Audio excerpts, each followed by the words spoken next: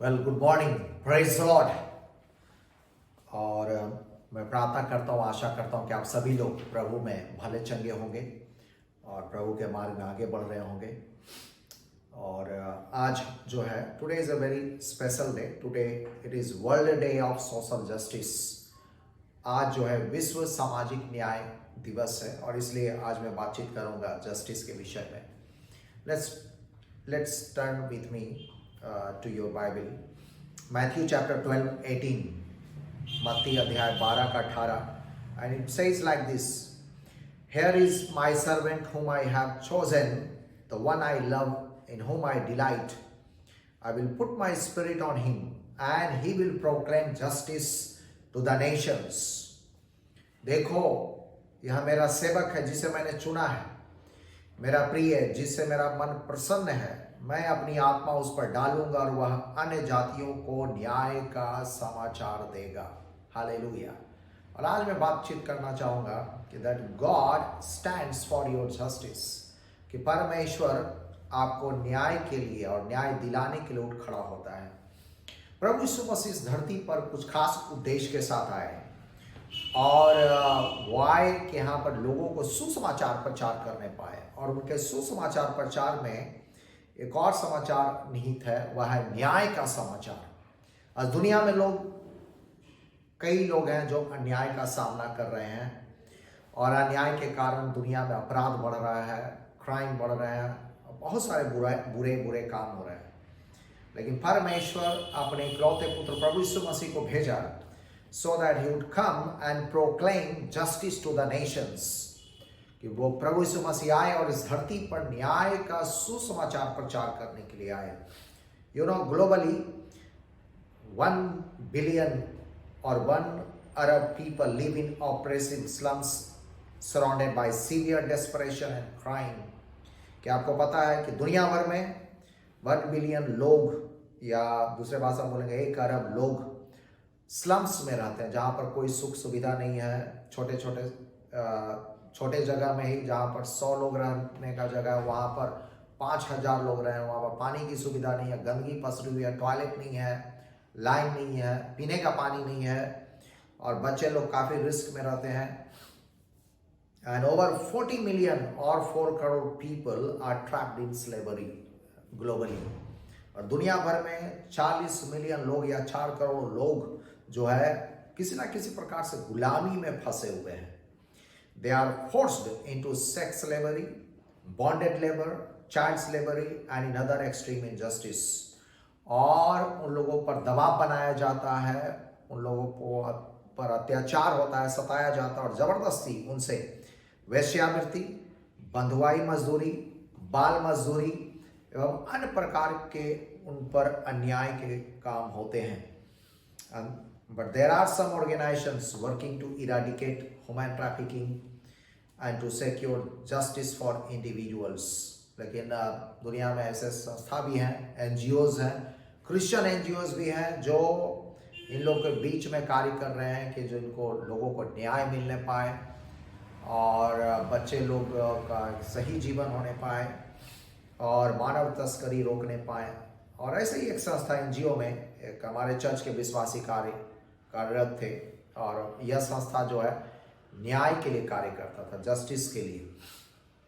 और वो हमें रिपोर्ट देते रहते थे या बताते रहते थे गवाही के तौर पर कि वो आज फलाना जगह जा रहे हैं। और यहाँ तक कि बिहार में भी कुछ जगहों में बंधुआई मजदूरी है, और ख़ासतौर से इस लॉकडाउन में भी मैं पढ़ रहा था समाचार पत्रों में कि जो बाहर से जो बिहारी लोग माइग्रेट होकर के वापस अपने अपने गांव में लौटे और उनके पास कोई काम नहीं था, और कई लोगों को बंधुआई मजदूरी में लगा दिया गया, या ईंट भट्टों पर, जहां पर न्यूनतम मजदूरी भी नहीं मिलता है, खाने पीने को नहीं मिलते हैं, और ज़बरदस्ती काम पर लगाया जाता है। और ऐसे लोगों को ये ऐसी संस्थाएं और हमारे चर्च के बिलीवर जाकर छुड़ाने का काम करते हैं और उनको रिस्टोर करते हैं, उनके लिए अच्छे जीवन यापन के लिए संसाधन या साधन उपलब्ध करते हैं।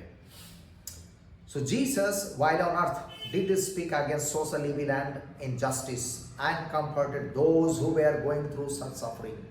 प्रभु यीशु मसीह जब इस धरती पर थे तो उन्होंने सामाजिक बुराइयों के बारे में बातचीत की, अन्याय के बारे में, अन्याय के खिलाफ उन्होंने आवाज उठाया। और वैसे लोग जो कि ऐसे पीड़ित रहे, अन्याय से पीड़ित लोगों, उन्होंने कंफर्ट किए और समाज के लोगों को डांटा भी। Once he shared a parable related to it, और एक बार उन्होंने एक ऐसे ही संबंधित एक दृष्टांत को बताया जो लूका अध्याय चैप्टर 18 में, लूका अध्याय 18 का 2 से 5 में हम लोग देखते हैं। वहां लिखा हुआ है कि किसी नगर में एक न्यायी रहता था जो न परमेश्वर से डरता था और न किसी मनुष्य की परवाह करता था।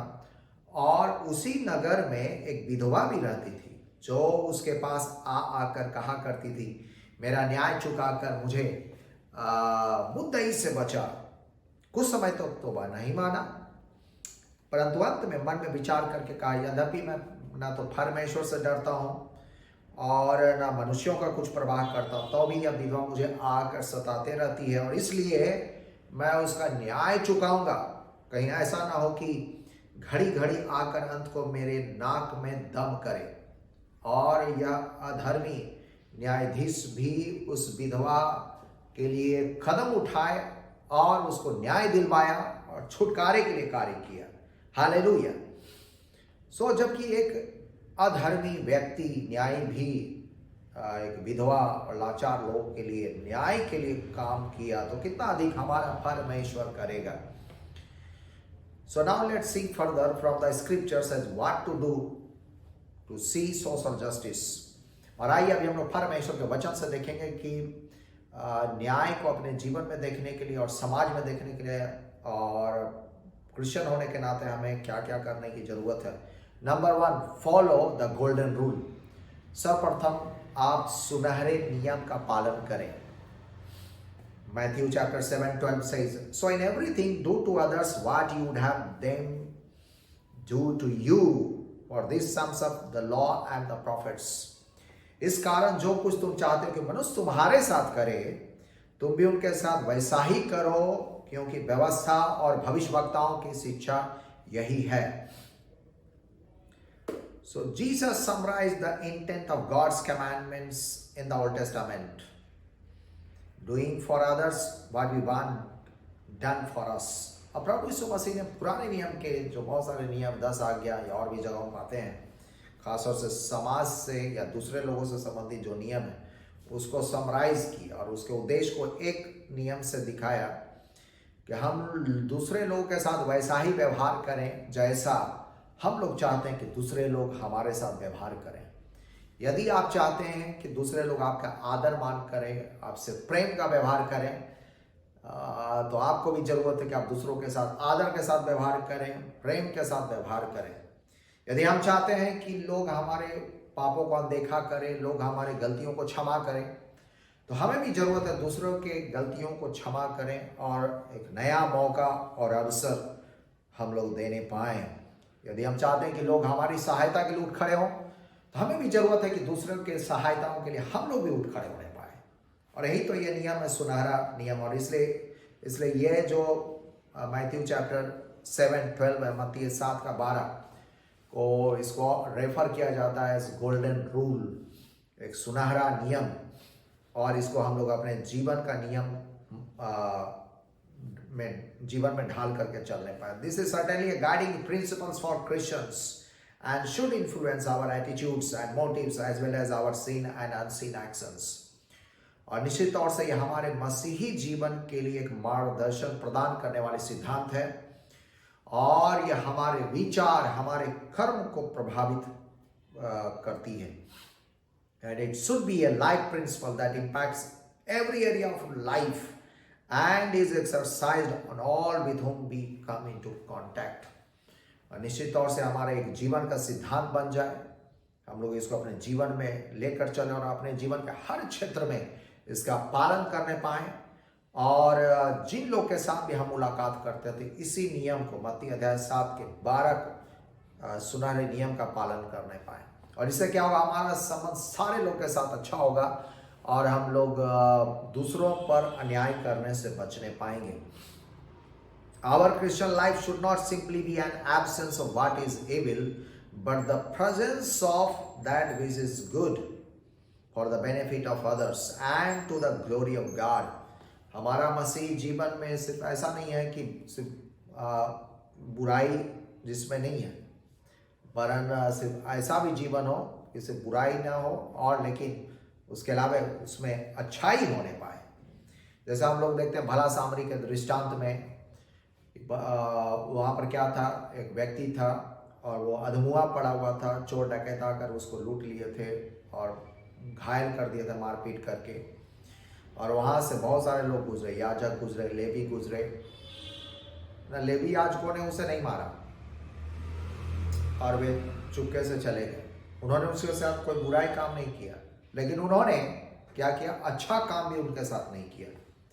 लेकिन जो सामरी व्यक्ति आता है, समरीटन मैन, वह आता है और वह उनको देखता है और उनकी सहायता के लिए हाथ बढ़ाता है, एक अच्छा काम करता है। और यही तो सही मसीही जीवन और वो मसीही जीवन का उदाहरण हम लोग पाते हैं जो प्रभु यीशु मसीह ने इस कहानी को दृष्टांत के रूप में बताया। मीका अध्याय 6-8 में पाते हैं, mica chapter 6:8, He has shown you, O mortal man, what is good, and what does the Lord require of you?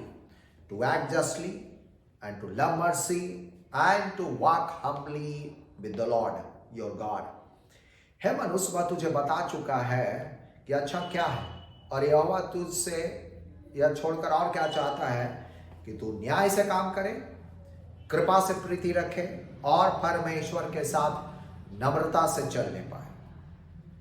Hallelujah. तो first of all, follow the golden rule if you want to see justice in the society and in the community. Number 2, pray and wait for God's justice. प्रार्थना करें और बाट जो है परमेश्वर के न्याय के लिए। लूक चैप्टर 18:7-8 says, लूका अध्याय 18 का 7-8 में लिखा हुआ है, and will not God bring about justice for his chosen ones who cry out to him day and night? Will he keep putting them off? I tell you, he will see that they get justice and also quickly. इसलिए क्या परमेश्वर अपने चुने हुओं का न्याय ना चुकाएगा जो रात दिन उसकी दुहाई देते रहते हैं? क्या वह उनके विषय में देरी करेगा? मैं तुमसे कहता हूं, वह तुरंत उनका न्याय करेगा। जब एक अधर्मी न्यायाधीश उस विधवा स्त्री के न्याय के लिए कदम उठाया, तो वो हमारा परमेश्वर जो पवित्र और न्यायी परमेश्वर है, he is a just God, he is a God of justice. तो निश्चित तौर से यदि आप अपने जीवन में किसी प्रकार से अन्याय का सामना कर रहे हैं ना, तो आप प्रार्थना करें और प्रभु के समय का बाट जो है, निश्चित तौर से परमेश्वर अपने समय में वो आपके लिए कदम उठाएगा और आपको अन्याय से छुड़ाएगा और आपके शत्रुओं का नाश करेगा। हालेलुया। और फिर और हम लोग देखते हैं कि when Jesus returns for those who crying out to him day and night, he will put an end to the distress and sufferings. और एक ऐसा समय आएगा जब प्रभु यीशु मसीह फिर से दोबारा आगमन होगा और उस समय क्या होगा कि सारे विश्वासी लोग ऊपर उठा लिए जाएंगे और हवा में बादलों पर प्रभु के साथ मिलने पाए, और उस समय सारे दुखों का अंत होगा और ऐसे सारे बुराइयों का प्रभु अंत करेगा। Then God will release his justice and wrath upon the wicked. और उसके बाद प्रभु परमेश्वर न्याय करेगा और दुष्टों और अधर्मियों के ऊपर अपने क्रोध को बरपाएगा। 2 Thessalonians 1:6-7 says, God is just. He will pay back trouble to those who trouble you and give relief to you who are troubled and to us as well. दूसरा थिस्सलुनीकियों 1:6-7 में लिखा हुआ है, क्योंकि परमेश्वर के निकट यह न्याय है कि जो तुम्हें क्लेश देते हैं उन्हें बदले में क्लेश दे, और तुम्हें जो क्लेश पाते हो हमारे साथ चैन देने पाए। पता है, हम लोग पढ़ते हैं निर्गमन अध्याय 1-2 में, और उस समय क्या था, इजरायली लोग मिस्र देश में थे और उसके पहले यूसुफ वहाँ प्रधानमंत्री था। लेकिन उसके बाद कई वर्षों के बाद जब यूसुफ का देहांत हो जाता है, दूसरा एक राजा बनता है जो यूसुफ को नहीं जानता, और वो देखता है कि इजरायली लोग संख्या में बहुत बढ़ते चले जा रहे हैं, मिस्रियों से भी ज़्यादा होते चले जा रहे हैं, और इसलिए उसने अपना हाथ बढ़ाया इन इजरायलियों को दुख देने में और सताने में और अत्याचार करने में, और उसने भारी कामों का बोझ उन पर डालने लगा और उनके बेटों को वह जान से मरवाने लगा, और जिसके कारण से और उनको गुलामी में रख लिया। So these Israelites, they started groaning in their slavery and cried out to God, and their cry for help reached to God. God heard their groaning, and he remembered his covenant with Abraham, Isaac and Jacob, and came down to deliver them. लोग पढ़ते हैं 16 chapter 2 का 23-24 में कि Israeli लोग अब आए भर भर के, सांसें भर भर कर परमेश्वर को आवाज देने लगे और परमेश्वर से गिड़गिड़ाने लगे, प्रार्थना करने लगे सहायता के लिए। और परमेश्वर ने उनकी प्रार्थनाओं को सुना, उनके लंबी लंबी आहें को प्रभु ने सुना और अपने वाचा को स्मरण किया जो उन्होंने अब्राहम, इसहाक और याकूब के साथ किया, और वह स्वयं उतर पड़े इजरायलियों को छुड़ाने के लिए। और उन्होंने मूसा को चुना और फिर भेजा और इजरायलियों को गुलामी के जंजीर से, अन्याय से, अत्याचार से छुड़ाया। Hallelujah. So we also need to pray and wait for God's justice। और जिस प्रकार से ये इजरायली लोगों को उचित समय पर न्याय मिला, छुटकारा मिला, परमेश्वर हमारे भी जीवन में छुटकारे को लाएगा, स्वयं वह उतर पड़ेगा हमारी सहायता के लिए और ढेरों आश्चर्य कर्म करेगा, जैसे इजरायलियों के लिए किया वहां पर मिस्र देश में। So he will do miracles for you and will deliver you certainly। Thirdly, to see justice, do not take revenge। अपना बदला ना ले। प्राय क्या होता है हम लोगों का, जो हमारे साथ अन्याय करता है फिर हम लोग उनके साथ अन्याय करने लगते हैं या उसका बदला लेने का मन में ठान लेते हैं। कोई व्यक्ति हम लोग के साथ छोटा गलती किया और क्या होता है, हम उसको जान से मार देते हैं, उससे बड़ा गलती कर बैठते हैं। और इसलिए बाइबल में लिखा रोमियो 12 का 19-20 में, रोमन्स चैप्टर 12, 19-20 में, do not take revenge my dear friends, but leave room for God's wrath, for it is written, it is mine to avenge, I will repay, says the Lord। On the contrary, if your enemy is hungry, feed him, if he is thirsty, give him something to drink, in doing this you will heap burning coals on his head। हे प्रियो, बदला ना लेना, परंतु परमेश्वर के क्रोध को अवसर दो, क्योंकि लिखा है, बदला लेना मेरा काम है, प्रभु कहता है मैं ही बदला दूंगा। परंतु यदि तेरा बैरी भूखा हो तो उसे खाना खिला, यदि प्यासा हो तो पानी पिला, क्योंकि ऐसा करने से तो उसके सिर पर आगों के अंगार का ढेर लगाएगा। हालेलुया। हम लोग बाइबल में देखते हैं कि जब इज़राइल एक देश के रूप में उभर रहा था, तो ऐसे समय में जो उसका पहला राजा था किंग सॉल, और David was serving him faithfully as a young man. और उस समय दाऊद जवान लड़का था, चरवाही में था, लेकिन उसको चुना गया और वह फिर राजा का वो एक विश्वास योग्य सेवक के रूप में कार्य किया और हर प्रकार से राजा का सहायता के लिए तत्पर रहता था। कई बार राजा के ऊपर दुष्ट आत्माएं आती थी और दाऊद बीना बजाकर, भजन गाकर, प्रार्थना करके उसके ऊपर से दुष्ट आत्माएं, ताकि उसके ऊपर से दुष्ट आत्माएं हट जाने पाए। और लेकिन क्या, but king sol was jealous of him and unnecessarily tortured him and he was after his life. लेकिन सभी अच्छे सेवकाई करने के बावजूद भी राजा सॉल जो था उसके प्रति ईर्ष्यालु था, उसको जलन हो रही थी कि कैसे दाऊद जो है गोलियत को मार डाला और लोग इसकी जय जयकार में लगे हुए हैं, और वह उस नाहक उसको परेशान करने लगा, टॉर्चर करने लगा, फिजिकल टॉर्चर, मेंटल टॉर्चर वो उस पर करने लगा कि आखिरकार में दाऊद को वहां से भागना पड़ा अपने जीवन को लेकर के, और फिर जंगलों में रहने लगा, गुफाओं में, पहाड़ों में दर दर वो भटकने लगा। लेकिन once he got a good chance to take revenge from Saul. लेकिन एक बार ऐसा मौका आया जब राजा सॉल उसकी खोज में लगा हुआ था जंगलों में, वो भी चला गया और गुफा में, और वहीं पर वो छुपा हुआ था दाऊद, और उसको एक अच्छा मौका लगा था। उसके साथियों ने भी कहा कि एक अच्छा मौका परमेश्वर ने दिया कि तुम अपने शत्रु से बदला लो और इसे मार डालो। लेकिन ऐसे समय में दाऊद जो है वह राजा पर हाथ नहीं उठाता है। 1 Samuel 24:12 में हम लोग देखते हैं, May the Lord judge between you and me, and may the Lord avenge the wrongs you have done to me, but my hand will not touch you. यहोवा मेरा और तेरा न्याय करे, और यहोवा तुझसे मेरा बदला ले, परंतु मेरा हाथ तुझ पर ना उठेगा। हालेलुया।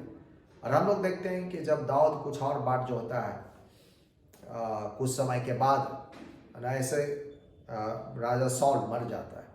और मैं बताना चाहता हूं कि जो भी लोग आपके खिलाफ, परमेश्वर के लोगों के खिलाफ हाथ उठाते हैं या नाहक परेशान करते हैं, सताते हैं, वे लोग एक्चुअली जो आपको छूते हैं वो परमेश्वर के आग की पुतली को छूता है, और निश्चित तौर से वे लोग नाश हो जाएंगे। और हमें ऐसे लोगों पर हाथ उठाने की आवश्यकता नहीं, क्योंकि ऐसे लोग, चाहे सॉल जैसे लोग हों या यहूदा जैसे लोग, जो कि प्रभु यीशु मसीह का भी चेला था और प्रभु यीशु मसीह के प्रति विश्वास योग्य नहीं रहने पाया, और आखिरकार ऐसे लोग क्या करते हैं, अपने आप को ही मार डालते हैं। दे किल देमसेल्व्स। ऐसे अनफेथफुल लोग जो हैं और जो परमेश्वर के मार्ग पर नहीं चलने वाले लोग हैं, जो परमेश्वर के लोग को सताते हैं, आखिरकार में वे लोग अपने आप को ही मार लेंगे। जैसे साउल अपने आप को ही भाला भोंककर वो अपने आप को मार लिया। जैसे जुडस, यहूदा जो था, वो अपने आप को फांसी लगाकर मार डाला था। एक दिन आपके भी शत्रु का नाश हो जाएगा, और फिर आप खोजने पर भी अपने शत्रुओं को नहीं पाएंगे। हालेलुया। और आपको परमेश्वर बहुत ऊपर उठाएगा और सेफली और सुरक्षित रखेगा। God will promote you. Hallelujah. और आपके शत्रुओं के सामने मेज बिछाएगा और आप मेज पर बैठेंगे परमेश्वर के सम्मुख। Hallelujah. Number 4, loose the chain of injustice.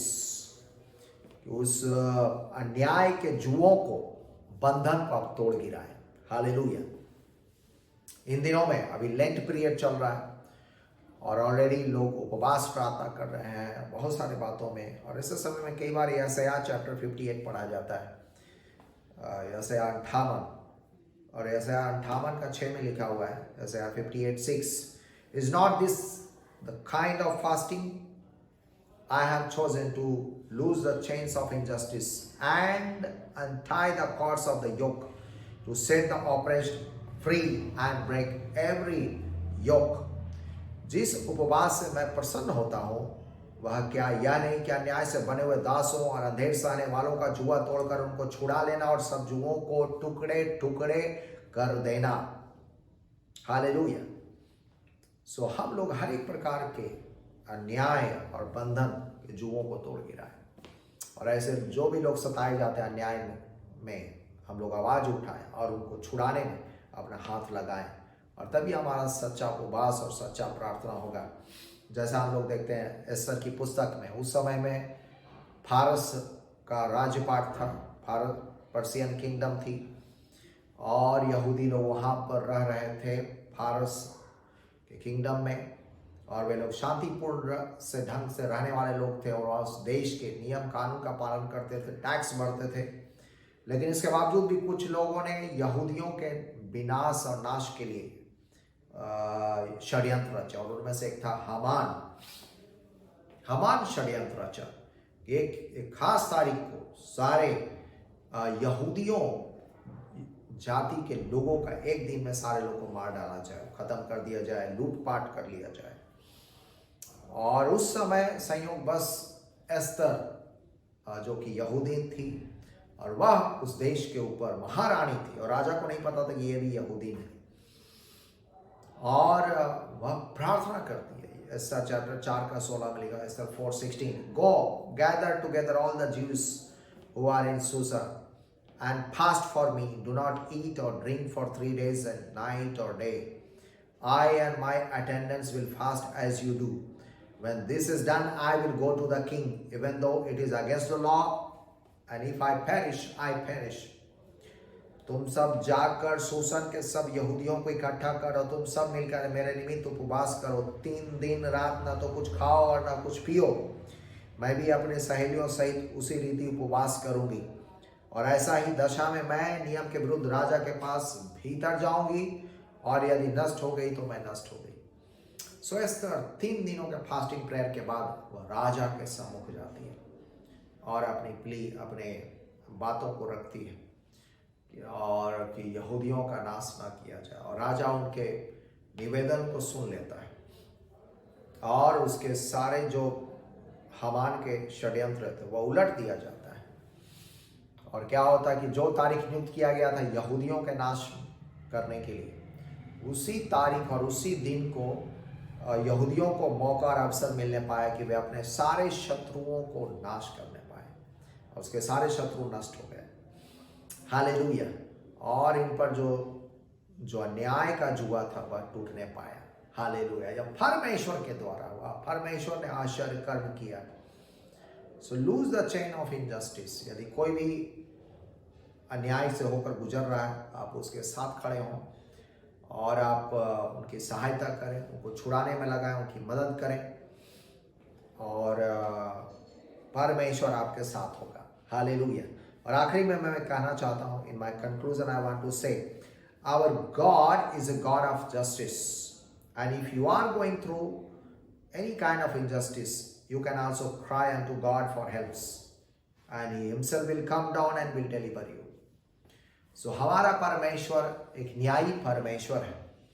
यदि आज आप किसी प्रकार के अन्याय से होकर गुजर रहे हैं, कोई आपको सता रहा है, कोई आपको तंग कर रहा है, आस पड़ोस के लोग या शत्रु लोग या अविश्वासी लोग, सो आपकी सहायता परमेश्वर की ओर से आती है। और इसलिए आप परमेश्वर के सामने घुटने टिका करके गिड़गिड़ाएं, प्रार्थना करें और सहायता के लिए प्रार्थना करें, और परमेश्वर स्वयं ही आपकी प्रार्थनाओं को सुन करके नीचे उतर आएगा और आपकी सहायता, मदद हाथ बढ़ाएगा और आपको छुटकारे देगा और अन्याय से बचाएगा। आपके सारे शत्रुओं का नाश होगा। And also do not take revenge. आप पलटा ना लें, क्योंकि पलटा लेना परमेश्वर का काम है, और वह पलटा लेगा आपकी ओर से, और आपके शत्रुओं से वह पलटा लेगा। At the same time there should not be any injustice to others by your hands. और ये भी ख्याल रखें कि आपके हाथों के द्वारा किसी पर अन्याय ना होने पाए। आप सुनहरे नियम का पालन करने पाए, आप दूसरों के साथ वैसा ही व्यवहार करने जैसा आप चाहते हैं कि आपके साथ व्यवहार किए जाने पाए। Hallelujah. So may God bless you. Let me pray for you. और मैं आपके लिए प्रार्थना करूंगा, और यदि आज आप किसी प्रकार से अन्याय से गुजर रहे हैं, मैं आपके लिए प्रार्थना करूंगा कि परमेश्वर आपको अन्याय से छुड़ाने पाए। हमारे महान स्वर्गीय पिता परमेश्वर, प्रभु यीशु मसीह के नाम से इन सारे भाई बहनों के लिए प्रार्थना विनती करते हैं प्रभु जी। और आज कोई भी जन प्रभु जी अन्याय से गुजर रहे हैं, अत्याचार से गुजर रहे हैं, शत्रुओं के द्वारा सताए हुए हैं, कोई इनको तंग करने में लगा हुआ है प्रभु, चाहे परिवार के लोग, समाज के लोग, शत्रु, कोई भी अन्य जाति के लोग, प्रभु यीशु मसीह के नाम से प्रार्थना विनती करते हैं। परमेश्वर, आप न्यायी परमेश्वर हैं, और आप इनके प्रार्थनाओं को सुन करके, हमारी प्रार्थनाओं को सुन करके प्रभु जी आप इनके छुटकारे के लिए उतर पड़े और छुटकारे के लिए हाथ बढ़ाने पाए प्रभु यीशु मसीह के नाम से। और परमेश्वर एक नया जीवन दे, छुटकारे का जीवन, और इनके जीवन से हर एक प्रकार के अत्याचार के जुए को तोड़ गिराए, सारे बंधन टूट जाने पाए प्रभु यीशु मसीह के नाम से, प्रभु यीशु मसीह के लहू के द्वारा और पवित्र आत्मा की सामर्थ के द्वारा इनके जीवन से पूरा छुटकारा, पूरा एक नया जीवन रिडेम्पशन होने पाए। धन्यवाद करते हैं, और इनको न्याय मिलने पाए, नया जीवन मिले इनके ऊपर, इनके परिवार के ऊपर हम आपके आशीष की घोषणा करते हैं कि सारे प्रार्थनाओं को सुन ले और दया करें। धन्यवाद सहित प्रार्थना यीशु मसीह के नाम से मांगते हैं, सुने और कबूल करें। आमीन, आमीन, आमीन। या मे God bless you. Thank you very much.